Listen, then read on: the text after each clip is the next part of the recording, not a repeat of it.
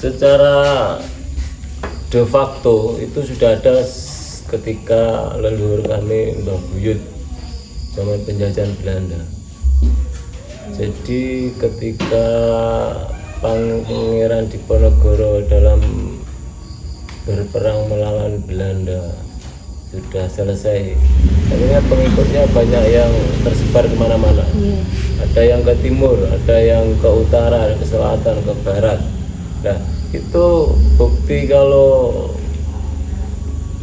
menjadi pengikut atau pasukan itu ada bukti. Satu, biasanya punya musola, langgar. Dua, pohon sawo. Tiga, punya gamelan serenggani, gamelan renteng yang dibuat dari besi. Ada contohnya, kemarin sudah diambil. Mengapa dengan media gamelan? Karena untuk kamuflase. Belanda sulit untuk mendetek dengan budaya lokal, kearifan lokal, karena terkait dengan kosakata bahasa tidak semua orang Belanda paham akan nilai-nilai budaya dan peragaan fisik. Itu secara de facto. Jadi sejak zaman Belanda ya. Termasuk untuk de facto, de jure secara legalitas, secara langgar. Kalau secara legalitas itu pertama kali di sini dilegalkan tahun 2015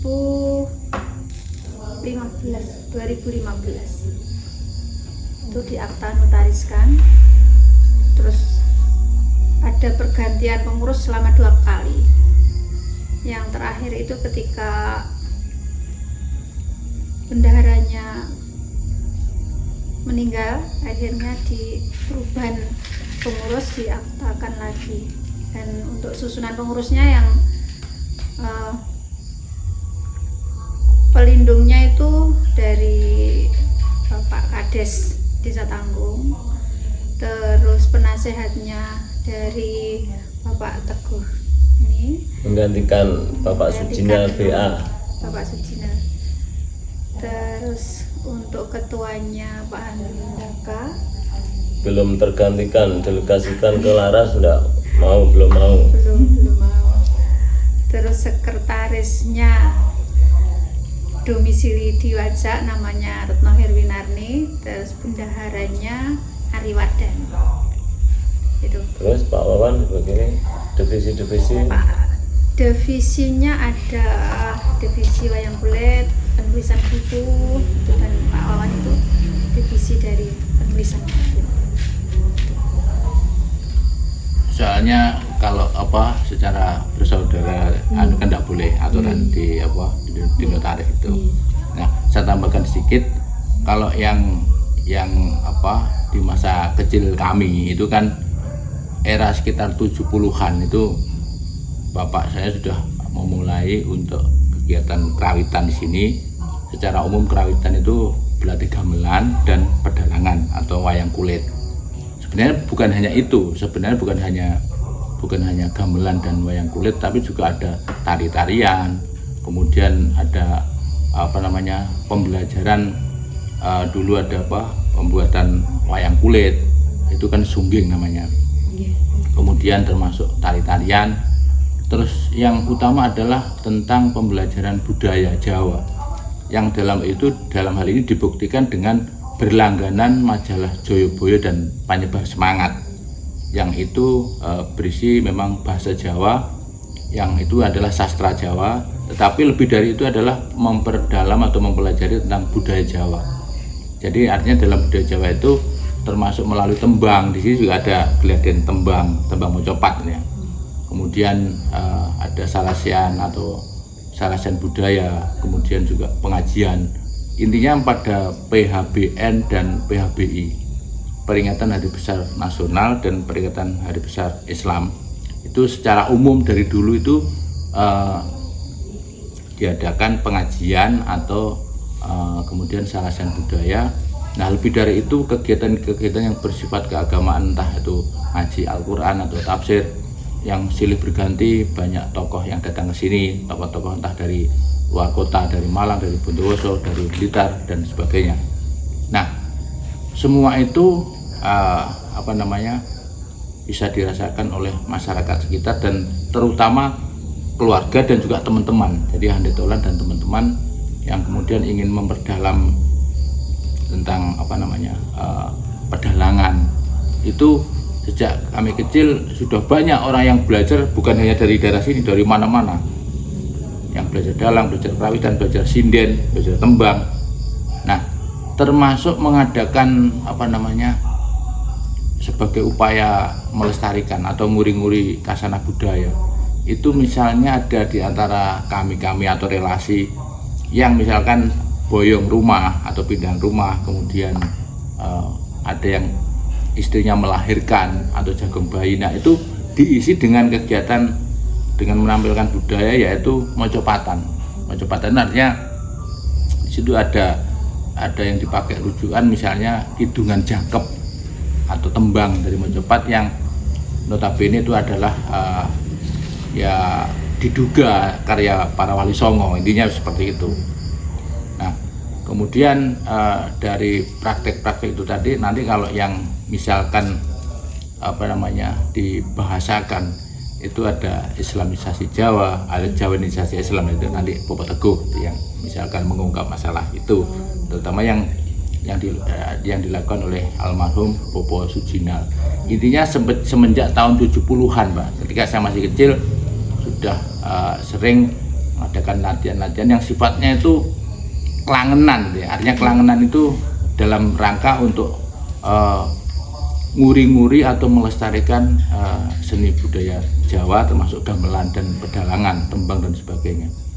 Termasuk di dalamnya istilahnya memetri budaya Jawa. Artinya memetri itu identik dengan melestarikan itu tadi.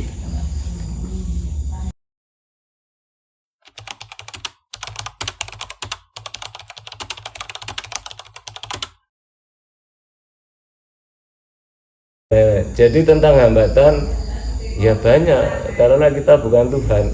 Semua orang hidup itu punya hambatan, punya permasalahan, punya problematika sendiri-sendiri. Tapi kalau mau mensyukuri, apa konsideran dasar hukumnya kita mensyukuri anugerah? Satu, dikodratkan sebagai makhluk mulia, dikodratkan hidup dengan anugerah banyak sekali, baik tumbuhan, hewan, angin, udara, air kita tidak beli. Tapi kalau kuliah masih bayar. Nanti ada peradaban yang begitu. Jadi gitu ya. Berkaitan dengan hambatan itu ya secara alamiah, sebenarnya hambatan itu tentu saja ada. Contoh yang ada di sini misalnya kalau yang umum itu latihannya malam Minggu. Kemudian yang bapak-bapak sepuh-sepuh itu Sabtu pagi. Nah, di luar itu juga ada teman-teman mahasiswa kan yang dari Sanggar Banyu atau Sanggar Protes, teater protes. Teater protes. Ya, SEM itu juga ada anak-anak kecil yang SD, sesekali juga SMP dan sebagainya. Nah, maksudnya tuh saya melihatnya begini, Mbak. Tapi ini bersifat umum, hambatan itu bersifat umum. Justru yang anak-anak remaja atau pemuda, jadi kisaran remaja atau pemuda itu ya usia belasan tahun lah atau 20-an tahun ke atasnya. Secara umum itu di mana-mana kurang begitu berminat. Nah ini ya suatu tantangan bagi komunitas ini Paguyuban atau Sasana Budaya Misi Laras. Bukan hanya di sini, semua secara umum anak-anak muda cenderung kan mungkin budaya K-pop atau Korea atau Barat dan sebagainya. Nah sedangkan sebenarnya di Jawa sudah ada kesenian yang adiluhung sebenarnya, tetapi yaitu tadi secara umum itu begitu. Dan lucunya lagi begini Mbak, di komunitas pedalangan ada yang namanya si A, si B, si C, ya tidak usah saya sebutkan namanya. Itu yang namanya yoga itu, misalkan yoga itu yang suka nabuh atau mengiringi wayang, itu tidak hanya dari daerahnya, bukan hanya dari daerah setempat. Idealnya memang begitu, misalkan di sini orang-orang segini, tidak begitu, dari mana-mana. Yang di sana juga begitu, yang di sini juga begitu. Di mana-mana, dari mana-mana, campuran. Jadi itu salah satu bentuk artinya bentuk hambatan tadi salah satunya, misalnya teman atau lingkungan sekitar itu belum tentu juga mau berlatih gitu. Di mana-mana juga begitu.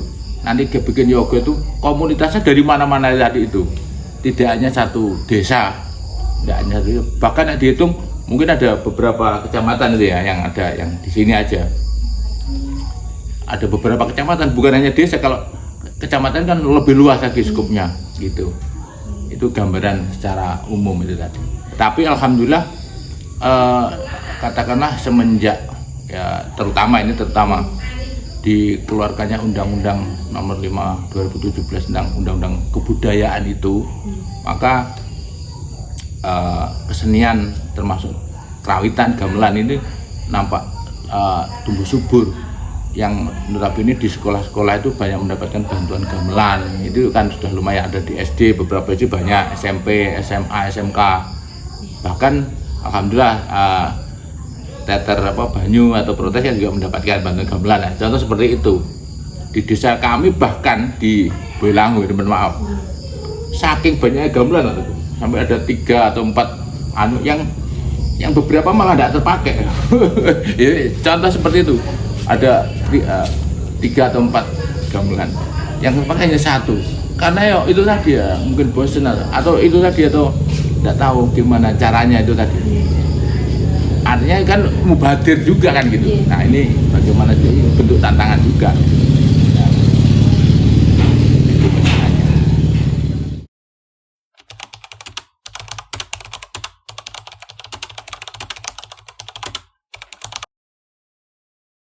Baik, jadi gini saya kira di Nusantara ini, terutama di Jawa, dulu ketika terjadi proses penyebaran Islam yang dilakukan oleh para wali, ya, jadi yang kita pahami itu bahwa penyebar agama Islam itu ya para wali itu kan ya.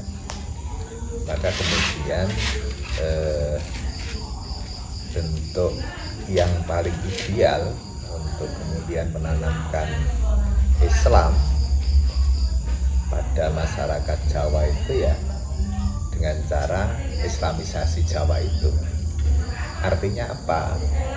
Artinya ya tetap menampung budaya Jawa dan tetap melestarikan budaya Jawa, tetapi kemudian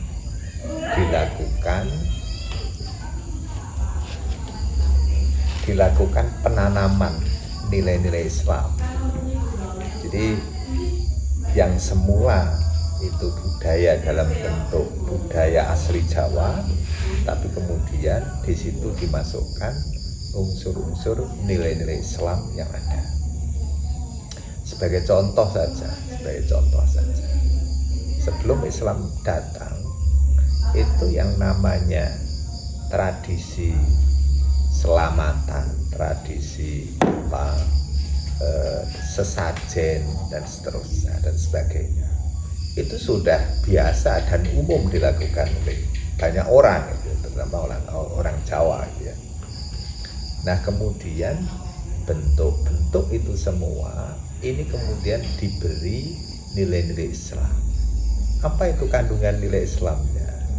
Ya bentuk sesungguhnya selamatan itu, kata salam itu sendiri, selamat itu sendiri, itu sesungguhnya Islami. Karena apa? Karena itu terambil dari doa selamat sesungguhnya. Maka yang namanya orang Jawa ini bisa dikatakan para dukun istilahnya dulu, kalau orang menyebut dukun, para orang yang suka ngajake ya, orang yang suka ngajake, dongke, orang yang suka menghajatkan acara apapun, itu selalu saja mereka itu hafal doa selamat. Sudahlah, biarpun mereka tidak teteh dalam membaca, dalam melafadzkan, itu tidak penting itu. Yang penting itu nilainya itu. Ada nilai-nilai, kemudian nilai-nilai Islam itu masuk dalamnya. Dan kemudian perlu saya sampaikan juga perbedaan mendasar ya, secara ontologis.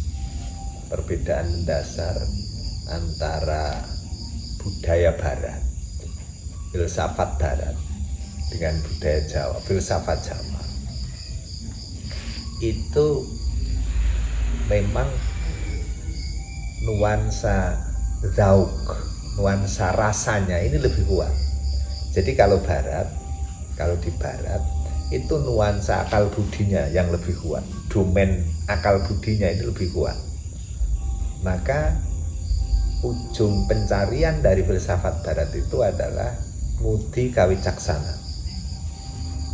Jadi untuk menggapai kebijaksanaan itu filsafat Barat. Terus kalau kita menyebut filsafat Barat ya tentu kita akan mengacu ke Yunani, kan? 5 abad sebelum Masehi itu mudi kawicaksana. Tetapi Jawa tidak begitu, tidak sekedar mudi kawicaksana. Jadi orang Jawa itu dalam ontologisnya itu ingin menggapai penyatuan dengan Tuhan. Jadi tidak sekedar mudi kawicaksana, tetapi mudi kasampurna. Nah, kasampurnaan manusia itu apa? Inna lillahi wa inna ilaihi raji'un. Itu ajaran Islam itu. Inna lillahi wa inna ilaihi raji'un. Sungguhnya kita semua ini adalah milik Allah dan akan kembali kepadanya. Ini kasampurna. Kasampurnaan urip itu menyatu. Jadi menyatu dengan Tuhannya itu. Nah, dalam konteks kekinian tadi, kalau Islamisasi Jawa tadi itu adalah budaya Jawanya itu sudah ada, kemudian diberi nilai-nilai Islam. Kalau konteks kekinian sekarang enggak, di Sasono Budaya Mesti Laras ini tidak Islamisasi Jawa lagi, begitu. Karena Islamnya sudah ada, gitu. Nah, sekarang justru malah dikembangkan menjadi Jawanisasi Islam. Nah, apa itu Jawanisasi Islam? Nilai-nilai Islam yang ada, lafaz-lafaz Arab yang ada, yang Islami, ini kemudian disampaikan dalam bentuk dengan menggunakan bahasa Jawa, gitu, lugas bahasa Jawa.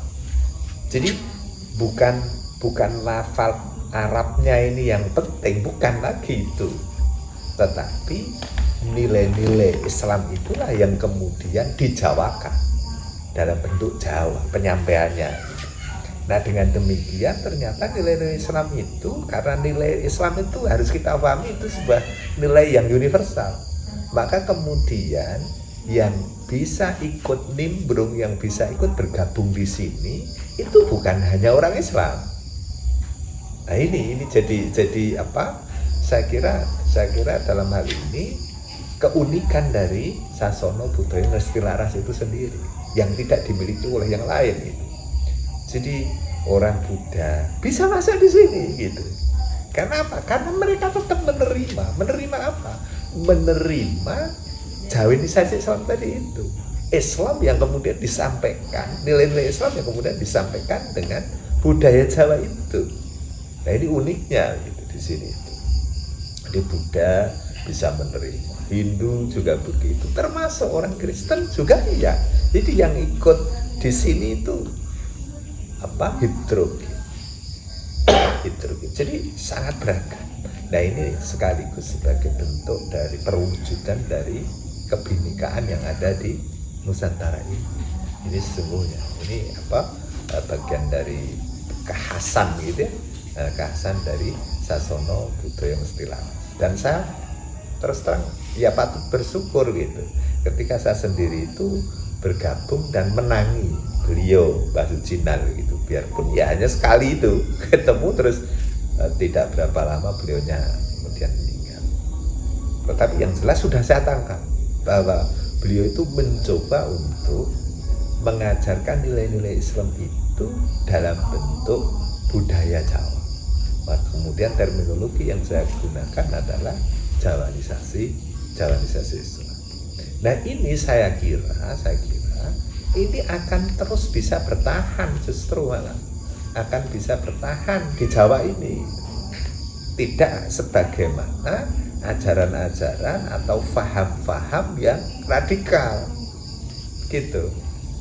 Karena kepribadian orang Jawa itu hakikatnya itu adalah negoro. Itu yang saya pahami. Negoro itu apapun mau mereka tampung gitu. Mereka tampung semuanya dari unsur apapun. Coba sampai pahami itu segoro itu. Jadi air yang jernih ditampung, air yang kotor ditampung, air yang sudah terkena polusi ya, limbah semua ditampung. Bahkan sangkrah itu apa namanya?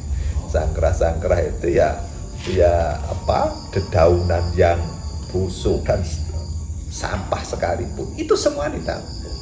Tapi ingat, semuanya itu disegorokan, disatukan oleh segoro itu, diterima itu.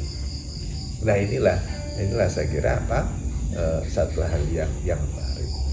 Nah untuk tantangan itu sendiri ya tentu ada memang, dan tantangan itu secara internal maupun eksternal gitu. Secara mikro maupun makro gitu.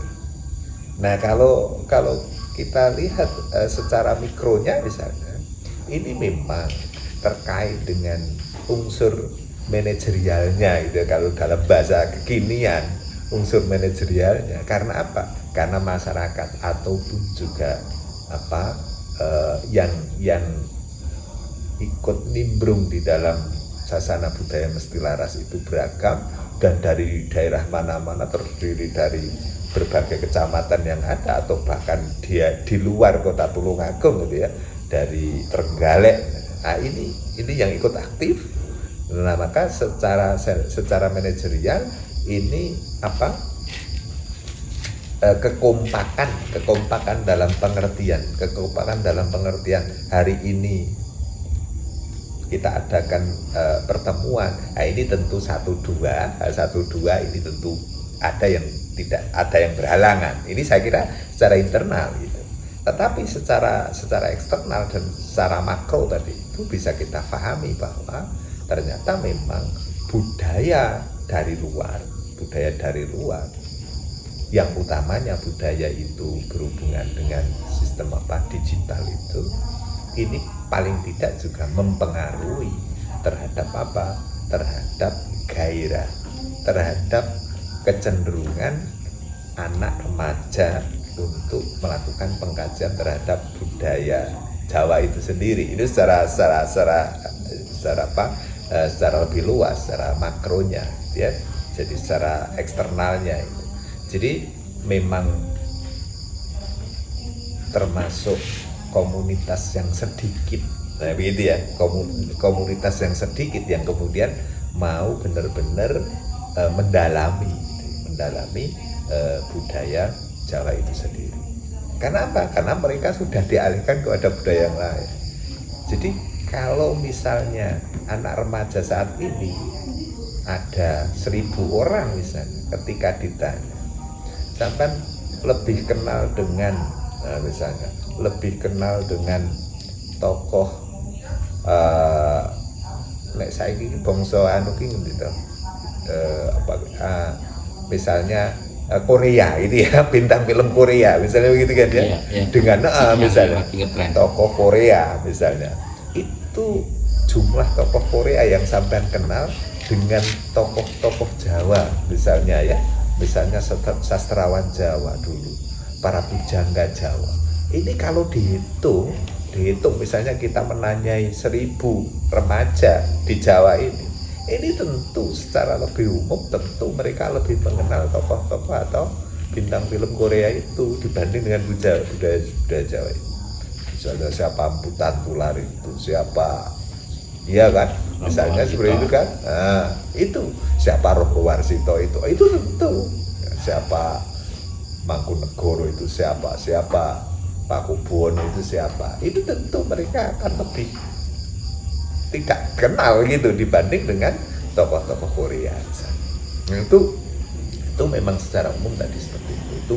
Itu bagian dari tantangan yang alhamdulillah tantangan itu tetap kita pahami sebagai sebuah dinamisasi dari yang ada di perkembangan yang ada di Nusantara ini, di Jawa ini, tetapi kita tetap insya Allah tetap akan mampu bertahan dalam kondisi apapun.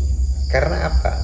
Orang Jawa itu tadi itu tentang Islamisasi Jawa dan Jawanisasi Islam. Kita itu berpaham begini. Kalau ajaran Islam itu harus kemudian diterima hanya dengan akal budinya saja. Ini tentu Senogogron itu seorang orientalis Belanda yang lebih paham tentang arti Al-Quran. Dia bahkan hafal Al-Quran 30 juz itu kan ya, Senogogron itu. Tetapi toh dia tetap tidak beriman. Itu sangat berbeda dengan nenek moyang kita orang Jawa yang kemudian memang sudah beragama Islam. Biarpun mereka itu mungkin memang belum paham tentang makna dan arti dari apa yang dia baca, tetapi tetap saja mereka itu yakin mengimani bahwa apa yang saya baca ini akan ngelandep ke hati. Nah ini loh, unsur ngelandep ke hati itu zauk sudah, itu persoalan rasa kan, bukan akal lagi. Itu sudah perasaan rasa. Jadi maka di dalam Sasono Budaya Mesti Laras itu sudah mengembangkan ini. Jadi olah rasanya. Jadi Mudika Sampurna itu bukan olah akal budi, tetapi olah rasanya itu. Jadi orang yang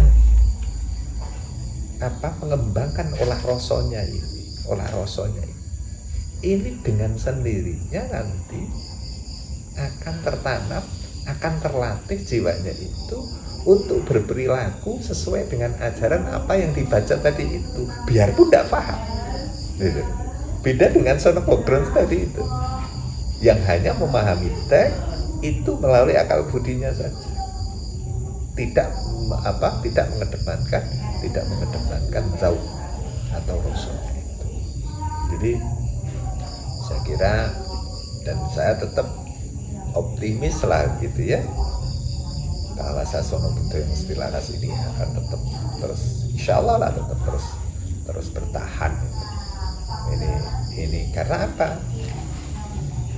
Karena ini bisa mengikuti zaman, mengikuti zaman. Jadi nilai-nilai kebenaran itu ja'al haqqu wa zaqal batil. Jadi nilai-nilai kebenaran itu terus akan tampil dan terus akan muncul. Saya kira itu tambahan dari saya. Berarti termasuk itu tadi Jawanisasi Islam itu berarti kalau dimasukkan ke dalam karawitan misalnya seperti memasukkan unsur-unsur Jawa ke dalam syairnya atau bagaimana contohnya? Baik. Saya tambah sedikit, baik. Yang terkait dengan unsur jadi Jawa, jadi unsur Jawa yang kemudian sudah ada sesungguhnya nilai Islamnya, artinya nilai-nilai Islam yang dimasukkan dalam budaya Jawa gitu ya. Jadi nilainya itu sesungguhnya nilai Islami, mengandung nilai unsur Islami gitu ya. mengandung nilai Islami, tetapi kemudian disampaikan dalam bentuk tembang Jawa misalnya tembang mocopat misalnya Pak Bono 4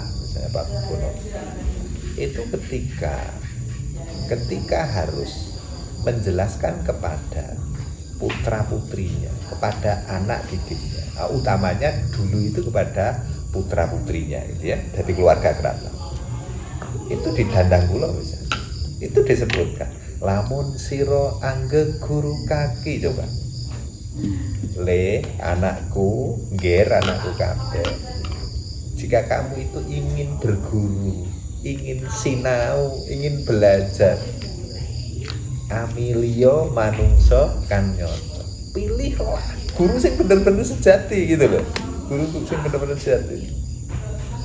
Lamun siro angge guru kaki, amilio manungso kan nyoto, nggak?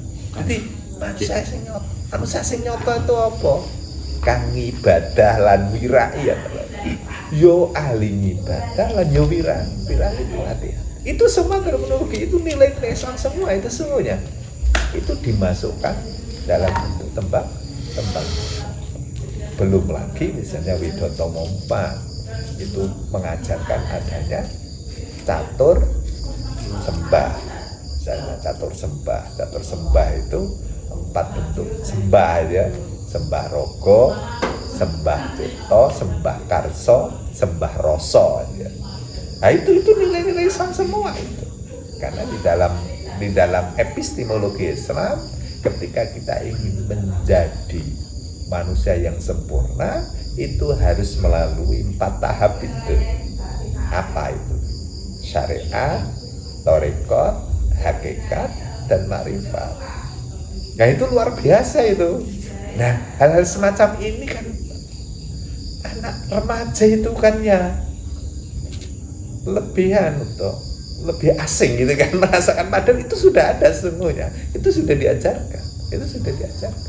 Tapi belum kan mereka lebih hafal dengan lagu-lagu Kuch Hota Hai misalnya gitu ya, Kuch Hota Hai ini lagu Korea lagu yang terkenal ya. Nah itu mereka lebih familiar. Lagu nih sing barat ya Scorpion misalnya begitu. Nah itu mereka lebih hafal itu. Nah inilah saya kira kearifan lokal Jawa ini ya tetap harus kita pertahankan dan kita perjuangkan, sekaligus kita masyarakatkan. Dalam rangka apa? Dalam rangka tadi itu melakukan pelayanan, ngelayan. Ingat, pelayanan itu sudah masuk wilayah unsur apa? Hablum minan nas, interaksi, gitu ya. Hablum minan nas. Nah kalau bicara hablum minan nas itu artinya kita sudah masuk pada interaksi sama manusia, dan artinya kalau hablum minan nas ini merupakan ibadah sosial. Jadi sehebat apapun seseorang itu dalam ibadah vertikalnya kepada Allah, pada Tuhan, ini tetap harus dilengkapi dengan hablum minan nas, ibadah horizontal atau berinteraksi sama manusia. Itu sudah dicontohkan oleh Nabi. Ketika Nabi itu Isra Mi'raj, sudah sampai Sidratul Muntaha gitu ya, sudah menghadap dengan Tuhan, sudah tidak kurang apapun, sudah dekat dengan Tuhan waktu itu Nabi kan. Tetapi oleh Allah tetap Nabi itu harus turun ke bumi, mengajarkan Al-Quran dan kemudian mengajarkan sholat itu kepada umatnya. Artinya apa? Ibadah sosial, gitu kan? Ibadah sosial. Nah demikian juga dalam lakon Dewa Ruci begitu juga. Jadi ketika Werkudara sudah menyatu dengan Dewa Ruci, ketika sudah mendapatkan wejangan, ya jangan Sastro Jendro Hayuningrat Pangrating Diyu, nah itu toh akhirnya juga harus kembali kepada saudara-saudaranya Pendowo yang lain. Artinya tetap harus ibadah sosial tadi. Hablum hablum minan nas tadi. Itu saya kira ya. Saya tambahkan dikit Pak ya. Misalnya Jawanisasi Islam yang dimaksud misalnya kalau dalam konteks gamelan itu sebagaimana yang sudah sering kita dengarkan ada konsep nang ning nunggung misalnya gitu. Nang itu adalah perwakilan dari suara bunang, ning itu dari peking atau juga saron, nung itu kenong, gong itu ya gong. Artinya dalam hal ini nang itu ini dari ungkapan ya para leluhur Jawa. Nang itu bahwa manusia itu diberikan wewenang. Orang tuh mau baik mau salah itu Allah betul-betul demokrat. Dalam hal ini demokrat. Jadi Allah memberikan kebebasan. Nanti di dalam surat Al-Kahfi ayat 29 atau apa itu kalau tidak salah itu ada. Jadi Allah memberikan kebebasan pada manusia, bahkan untuk menentukan pilihan hidupnya mau jadi apa, mau bebas gitu. Jadi itu wewenang. Setelah diberikan wewenang, kemudian ning itu berpikir, artinya dalam hal ini menggunakan rasio atau otaknya, akal budi atau akal sehat. Jadi ning itu berpikir agak. Kemudian nung itu sudah mendalam lagi, artinya merenung, kontemplasi atau tafakur atau kalau Kanjeng Nabi di Gua Hira itu kan dikenal usilah misalnya gitu. Nah itu simbolnya kenong, artinya dalam kehidupan itu diminta untuk merenungkan. Nah yang terakhir itu gong. Nah simbolnya artinya menuju kepada atau mendapat ridhonya Allah, gambarannya begitu, sampai kepada Tuhan yang Maha Esa, itu gambarannya. Duh Allah, mugi-mugi kepadamu paring rahmat. Duh Allah, lestari Indonesia merdeka. Wassalam.